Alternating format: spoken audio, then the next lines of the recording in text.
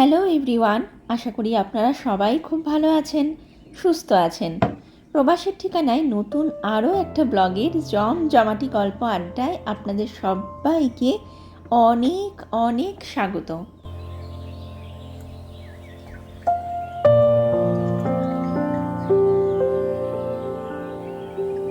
আজকে বুধবার, আর ঘড়িতে এখন সকাল ওই 6:30 মতো বাজে। গতকাল রাতে শুতে যাওয়ার আগে এই ছোট বাটিটার মধ্যে অল্প একটু মৌরি আর মেথি ভিজিয়ে রেখে দিয়েছিলাম। এখন সেই মেথি আর মৌরি ভেজানো জলটার মধ্যে একটু গরম জল মিশিয়ে খেয়ে নেব।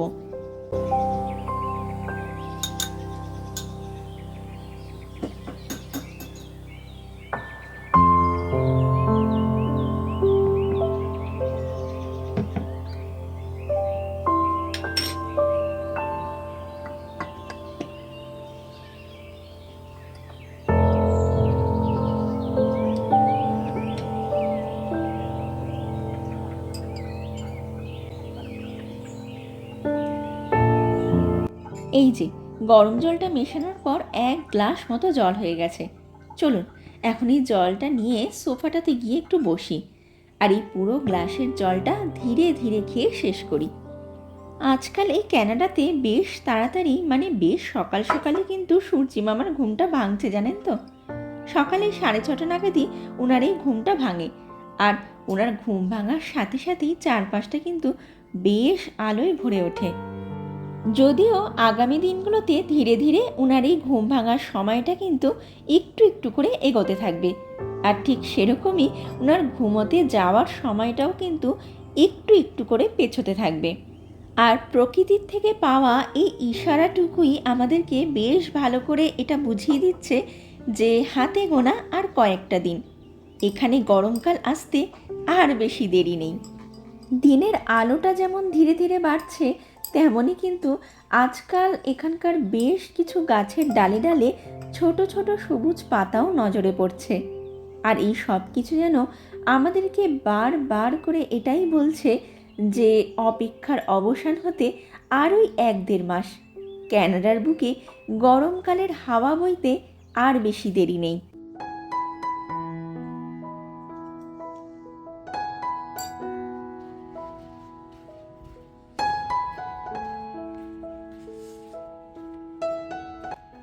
ঘড়িতে এখন সকাল ওই 8:10 মতো বাজে। মেয়ে যাচ্ছে স্কুলে, আর আমি ওকে আমাদের বিল্ডিংয়ের এলিভেটরটা পর্যন্ত একটু এগিয়ে দেওয়ার জন্য যাচ্ছি। সকালের দিকটাতে এখনও যেহেতু বেশ একটু ঠান্ডা ঠান্ডা মতো থাকে, তাই ঘর থেকে বেরোনোর সময় ওকে কিন্তু হালকা একটা জ্যাকেট গায়ে চাপিয়েই বেরোতে লাগে।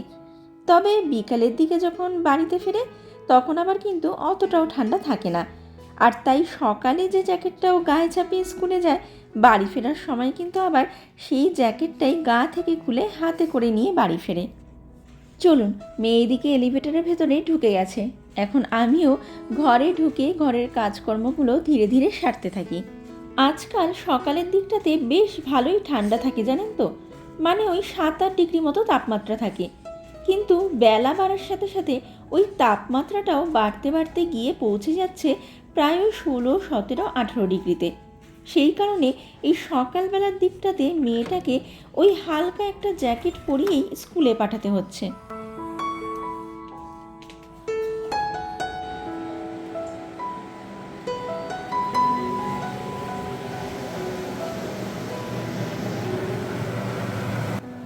আর এই যে মেয়ের লাঞ্চ বক্সে দেওয়ার জন্য আজকে একটুখানি নুডলস বানিয়েছিলাম।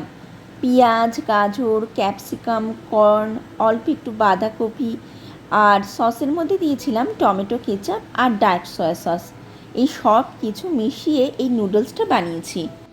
ভিডিওটার শুরুতে সকালের দিকটাতে তো আপনারা দেখলেনই যে আমি ওই মৌরি আর মেথি ভেজানো জলটা খাচ্ছিলাম। তো ওটা খাওয়া শেষ করেই রান্নাঘরে ঢুকে আমি এই নুডলসটা বানিয়ে নিয়েছিলাম। যদিও নুডলসে দেওয়ার জন্য সমস্ত সবজিপাতিগুলো কিন্তু আমি আগে থেকেই কেটে রেখেছিলাম। আমি যে দিনটাতে মিল প্রেপের কাজটা সারি, সেই দিনটাতে এই সমস্ত সবজিপাতিগুলো কেটে কেটে আলাদা এক একটা কন্টেনারের মধ্যে ভরে রাখি। তাতে আমার রান্নার সময়টাতে কিন্তু বেশ কিছুটা সময় সেভ হয়ে যায়। আর তাড়াহুড়ার সময় তো আগে থেকে করে রাখা এরকম টুকটাক কিছু মিল প্রেপ কিন্তু ভীষণ রকম কাজে দেয়।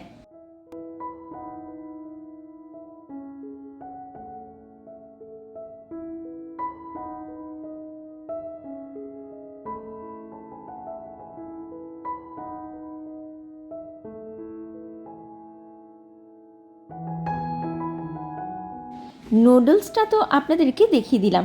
চলুন এখন আপনাদেরকে দেখাই সকালে এই নুডলসটুকু বানাতে গিয়ে আমার রান্নাঘরটার চারপাশে কত কী জিনিসপত্র ছড়িয়ে ছিটিয়ে রয়েছে। এই যে এটা হচ্ছে ডার্ক সোয়া সসের বোতল, যেটা আজ শেষ হয়ে গেছে। এই সপ্তাহের শেষে বাজারে গেলে নতুন একটা ডার্ক সোয়া সসের বোতল নিয়ে আসতে হবে। আর সোয়া সসের বোতলের ঠিক পাশেই রয়েছে টমেটো কেচাপের বোতলটা। আর এই দিকে সিঙ্কের পাশে এবং সিঙ্কের ভেতরে পড়ে রয়েছে বেশ কয়েকটা বাটি আর কন্টেনার, যেগুলো আমি একটু পরে ধোবো, এখন না, কারণ এখন আমি আগে একটু ব্রেকফাস্টটা করে নেব। আসলে কড়াইয়ের মধ্যে যে নুডলসটা রয়েছে সেটা থেকে এখনও কিন্তু গরম গরম ধোয়া বেরোচ্ছে। আর শীতের সকালে চোখের সামনে এরকম নুডলস থাকলে তখন কিন্তু অন্য কিছু আর খেতে ইচ্ছা করে না। তাই আজ আমার মেয়ের লাঞ্চ বক্সের জন্য এই নুডলসটার সাথে গেলেও আমরা কিন্তু আজ সকালের ব্রেকফাস্টটা এই নুডলসটা দিয়েই সেরে নেব। হাজব্যান্ড একটু আগেই স্নানে ঢুকেছে, ওর স্নান আর পুজোটা দেওয়া হয়ে গেলেই তারপর ওকে ওর ব্রেকফাস্টটা দিয়ে দেবো।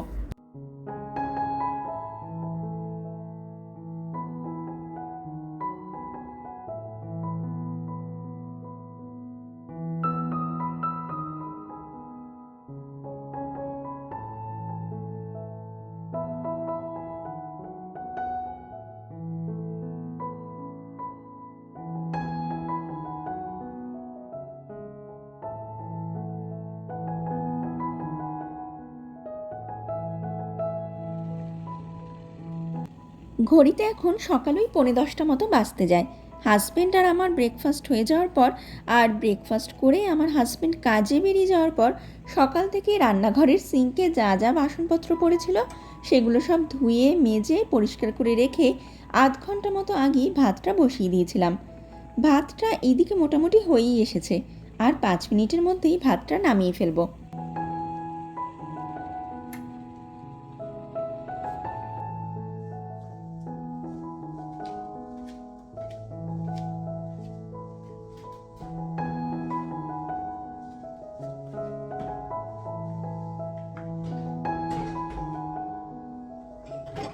ঘড়িতে এখন সকালেই 10টা মতো বাজে।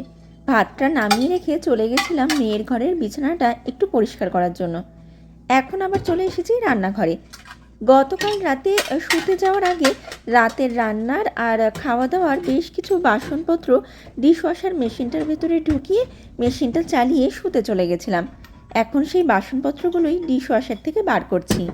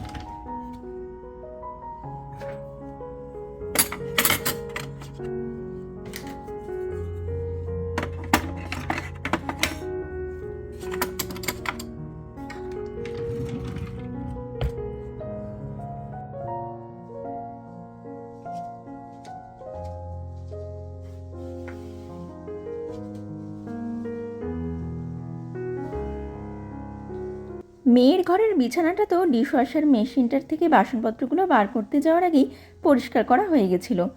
আর এখন এসেছি আমাদের ঘরের বিছানাটা পরিষ্কার করার জন্য।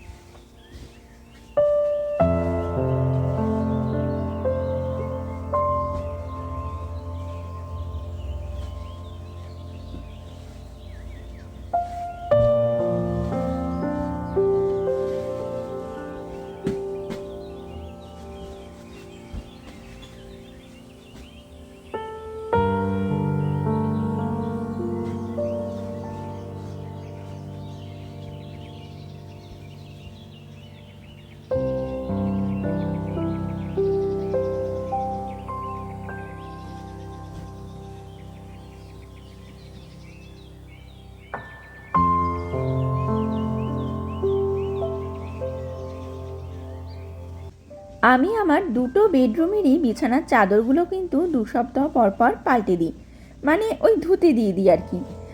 তবে বালিশের কভারগুলো কিন্তু প্রত্যেক সপ্তাহেই চেঞ্জ করে দিই।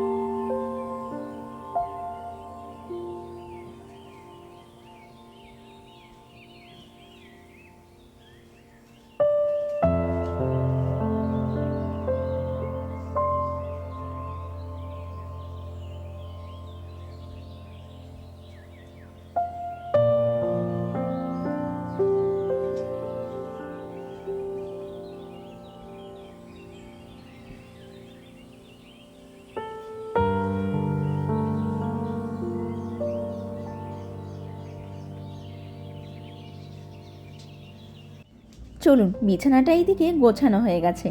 বিছানার চাদরটা আজকে পাল্টে দিলাম, সাথে বালিশের কভারও চেঞ্জ করলাম। চলুন এখন এই সব ওয়াশিং মেশিনের ভেতরে ঢুকিয়ে ওয়াশিং মেশিনটা একটু চালিয়ে দিই। চলুন, যদিও মেশিনের ভেতরে আরও কয়েকটা জামা কাপড়ও ঢোকাতে হবে, ওগুলো সব একসাথে ঢুকিয়ে একেবারে সব কেচে ফেলবো ভাবছি।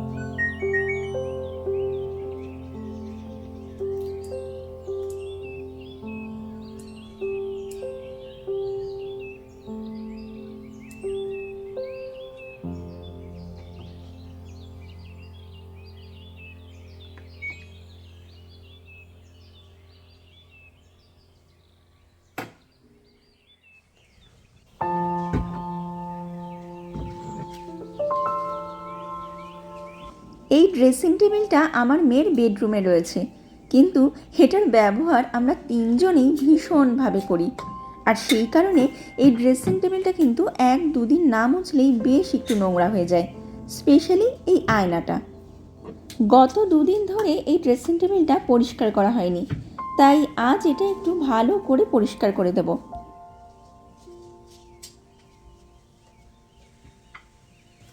তবে যে লিকুইড স্প্রেটা ব্যবহার করে এখন এই আয়নাটা আমি পরিষ্কার করব, সেটা বোতলটার মধ্যে অল্প একটুখানি পড়ে রয়েছে। যদিও এই বোতলটাকে রিফিল করার জন্য ঘরে একটা বড় বোতল রয়েছে। দেখি এগুলো আগে একটু মোছামুছি করে পরিষ্কার করে নিই, তারপর বোতলটাকে আবার রিফিল করে নেব। এখন যেটুকু যা বোতলের মধ্যে পড়ে রয়েছে সেটা দিয়ে আপাতত এই আয়নাটা ভালো মতো পরিষ্কার করা হয়ে যাবে।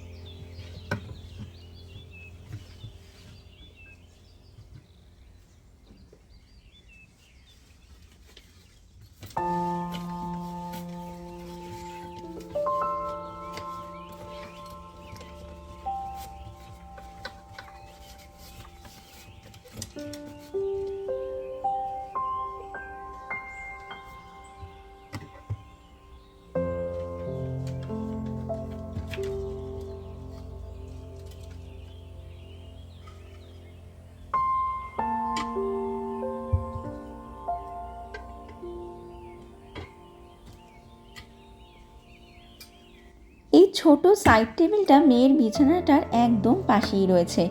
আর এই টেবিলটার ওপরে এবং এই টেবিলের ড্রয়ারগুলোর মধ্যে ওর স্কুলের সব ফাইলপত্র এবং দরকারি জিনিসপত্রগুলো রাখে আর কি। তবে 2-4টে ফাইল আমাদেরও রয়েছে।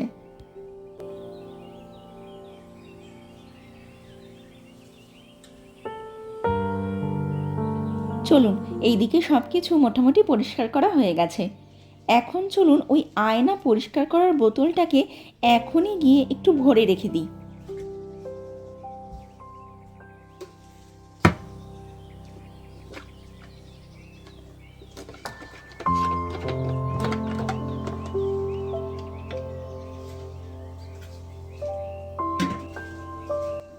আমার ঘরে যতগুলো মিরর বা আয়না রয়েছে সবকটা আয়না আমি স্পার্কেল অ্যান্ড শাইন ব্র্যান্ডের লিকুইডটা দিয়েই পরিষ্কার করে থাকি।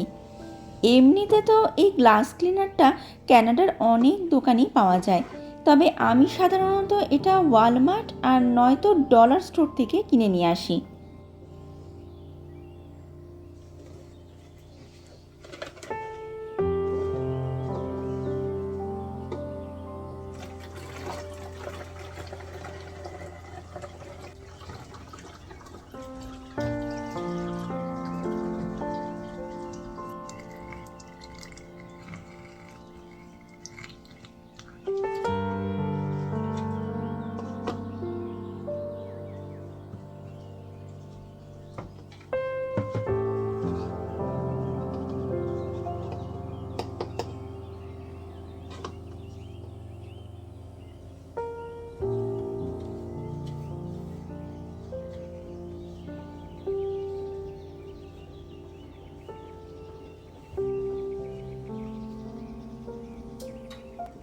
ঘড়িতে এখন ওই 11টা 15-20 মতো বাজে। হাতের টুকিটাকি কাজগুলো সেরে কিছুক্ষণের জন্য বসলাম একটু ল্যাপটপটা নিয়ে। যদিও বেশিক্ষণ বসা যাবে না, ওই 1-1.5 ঘন্টার জন্যই ল্যাপটপটা নিয়ে একটু বসলাম। আসলে যে ভিডিওটা এখন আপনারা দেখছেন, এই ভিডিওটারই বেশ কিছুটা জায়গা এডিট করা বাকি রয়েছে আর কি। সেটাই একটু এডিট করতে বসলাম। কিন্তু ওই যে বললাম বেশিক্ষণ বসা যাবে না, 1-1.5 ঘন্টার মধ্যেই আবার উঠে পড়তে হবে।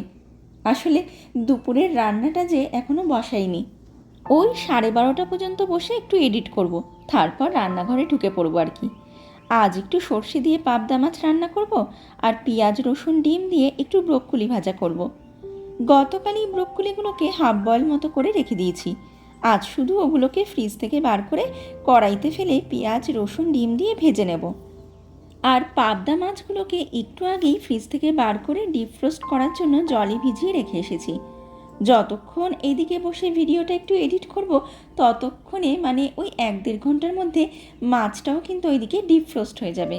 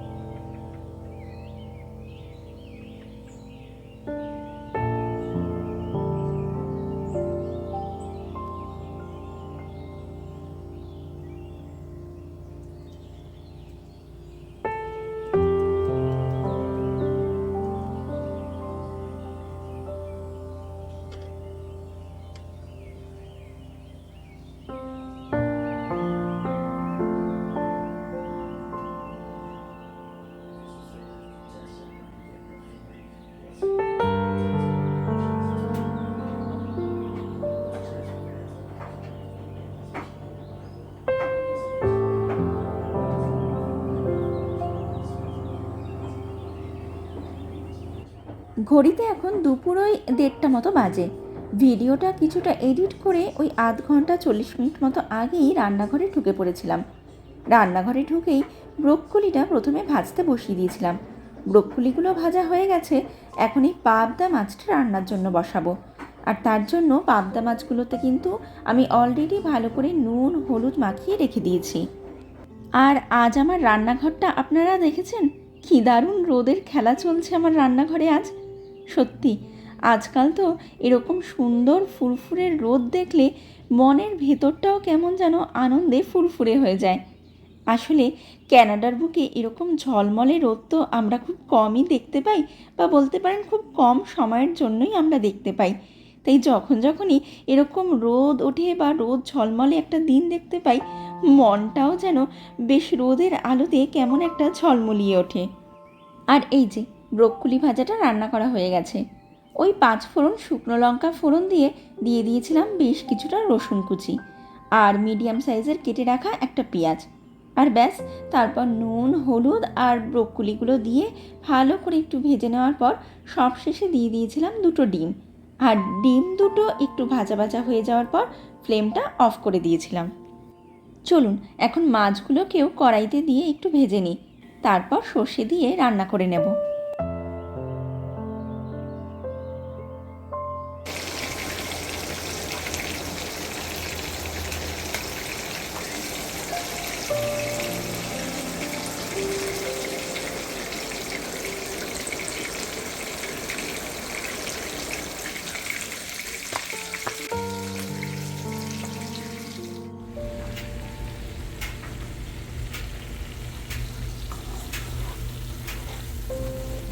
সবকটা পাবদা মাছ ভাজা হয়ে গেছে। আর মাছগুলো ভেজে তুলে নেওয়ার পর ওই সেম কড়াইতেই কয়েক টুকরো আলু ভেজে তার মধ্যে ফোড়ন দিয়ে দিয়েছিলাম অল্প একটু কালো জিরে আর 2-3টে মতো শুকনো লঙ্কা। তারপর কেটে রাখা 2টো মিডিয়াম সাইজের পেঁয়াজ দিয়ে সেগুলোকে হালকা করে একটু ভেজে নেওয়ার পর দিয়ে দিয়েছিলাম কেটে রাখা একটা বড় সাইজের টমেটো। আর টমেটোগুলো একটু গলে যাওয়ার পর দিয়ে দিয়েছিলাম স্বাদমতো নুন হলুদ আর অল্প একটু কাশ্মীরি রেড চিলি পাউডার। আর এই যে এইদিকে এই বাটিটার মধ্যে 2-3 চামচ মতো সর্ষে গুঁড়ো নিয়ে সেটাকে অল্প একটু জলে ভিজিয়ে রেখে দিয়েছি। আর ওই 2-3 মিনিট মতো পরেই এই সর্ষেটা কড়াইয়ের মধ্যে আমি দিয়ে দেব। এবার চলুন আপনাদেরকে অন্য একটা জিনিস দেখাই, যেটা সাধারণত আমরা ব্লগাররা আমাদের ভিডিওগুলোতে কখনো দেখাই না। এই দেখুন আমার রান্নাঘরের মেঝে এবং চারপাশটার কী অবস্থা হয়ে রয়েছে। আপনারা বুঝতে পারছেন কিনা জানি না, এখন আমার রান্নাঘরের চারপাশে কিন্তু তেলের ছিটে ছড়িয়ে পড়ে রয়েছে। পাবদা মাছগুলো ভাজতে গিয়ে এখন আমার রান্নাঘরের হাল কিন্তু পুরোপুরি বেহাল। আর রান্না শেষে এই সব কিছু পরিষ্কার করতে গিয়ে আপনাদের সবার মতো আমার অবস্থাও কিন্তু বেশ কিছুটা খারাপ হয়ে যায়। কিন্তু আমরা ব্লগাররা সচরাচর এই সব কিছু আমাদের ভিডিওগুলোতে দেখাই না, কারণ আমরা সবসময় আপনাদের সামনে সাজানো গোছানো পরিপাটি একটা ঘরই দেখানোর চেষ্টা করি, যেখানে সব কিছুই পারফেক্ট থাকে। কিন্তু সত্যি কথা বলতে তো সেই সব পারফেক্ট সব কিছুর পেছনে লুকিয়ে থাকে অন্য একটা গল্প। আর সেই গল্পটা বা সেই গল্পের বেশ কিছুটা অংশ হয়তো আপনারাও জানেন, কারণ আমাদের ব্লগারদের জীবনের গল্প যে আলাদা কিছু নয়। দেখেছেন চারপাশটাতে কীভাবে তেলের ছিটে পড়ে রয়েছে, এগুলো পরিষ্কার করতে আজ আমার পুরো দম বেরোবে। কিন্তু এখন আমি এইসব কিছুই আর ধরবো না, আগে রান্না খাওয়া সারি, তারপর ধীরে ধীরে এগুলো সব পরিষ্কার করব।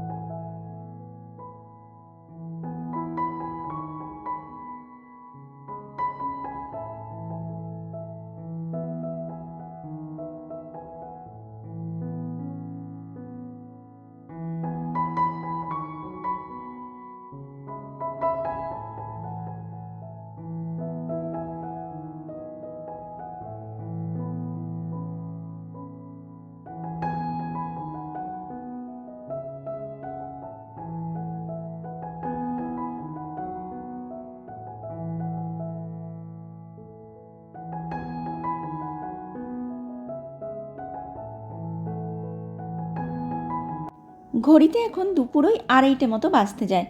এইদিকে আমার রান্নাবান্না মোটামুটি শেষ। এখন আমি আগে একটু খেয়ে নেব, তারপর আমি এইসব রান্নাঘর পরিষ্কারের যুদ্ধে নামব। আগে পেট পুজোটা সেরে নিই, কারণ আজ আমার রান্নাঘরটাতে যে পরিমাণ তেল ছিটেছে সেগুলো পরিষ্কার করতে কিন্তু বেশ ভালো রকমেরই জোর লাগাতে হবে। আর তার জন্য আগে আমাকে পেট ভরে খেতে হবে, যাতে গায়ের শক্তি লাগিয়ে আজ এই রান্নাঘর পরিষ্কারের কাজটা আমি সারতে পারি। তো যাই হোক, চলুন আজকের এই ব্লগটা আমি আজকের জন্য তাহলে এইটুকুই রাখলাম।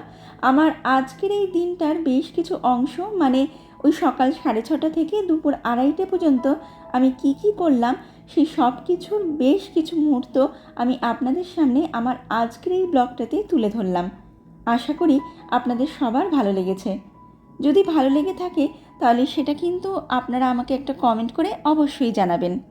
ব্লগটাকে একটা লাইক করে দেবেন, শেয়ার করবেন এবং চ্যানেলটাকে সাবস্ক্রাইব করে আমার পাশে থাকার ছোট্ট একটা অনুরোধ করে রাখলাম। তাহলে চলুন আজকের এই ব্লগটাকে এখানেই শেষ করা যাক। দেখা হবে খুব তাড়াতাড়ি নতুন আরও একটা ব্লগে। ততক্ষণ পর্যন্ত আপনারা সবাই খুব খুব ভালো থাকবেন, সুস্থ থাকবেন। Keep smiling and keep making lots of wonderful memories. Bye bye.